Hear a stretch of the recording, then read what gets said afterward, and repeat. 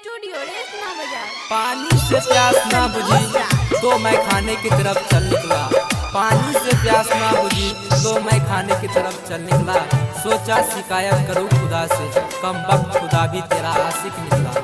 बाबू सोना कही के छोड़िया जलही जखम, बाबू सोना कही के छोड़िया जलही जखम। नहीं लगही गे तू, नहीं लगही गे तू दिल पर मलह। बाबू सोना कही के छोड़िया जलही जखम, बाबू सोना कही के छोड़िया जलही जखम।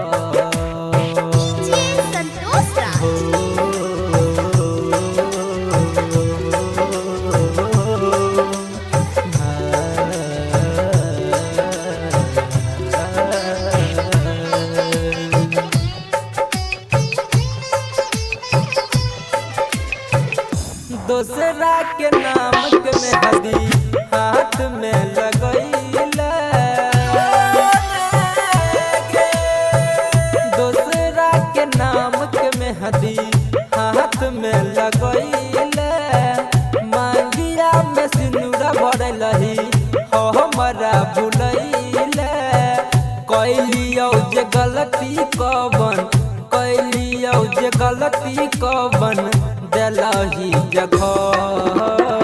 बाबू सोना कही के छोड़िया दलही जखम, बाबू सोना कही के छोड़िया दलही जखम।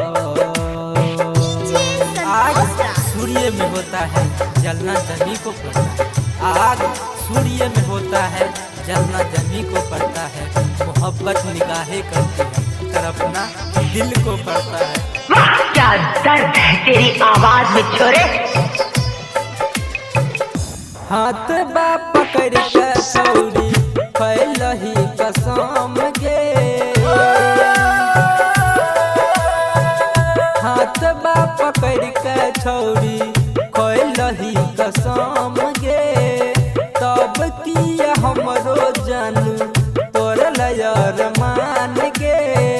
पपुआ दीवाना के तू, राइटर सुमन के तू को ना भूलैले।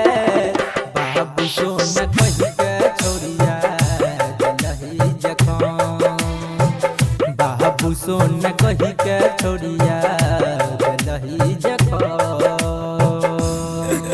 KPS रिकॉर्डिंग स्टूडियो रेशमा बाजार।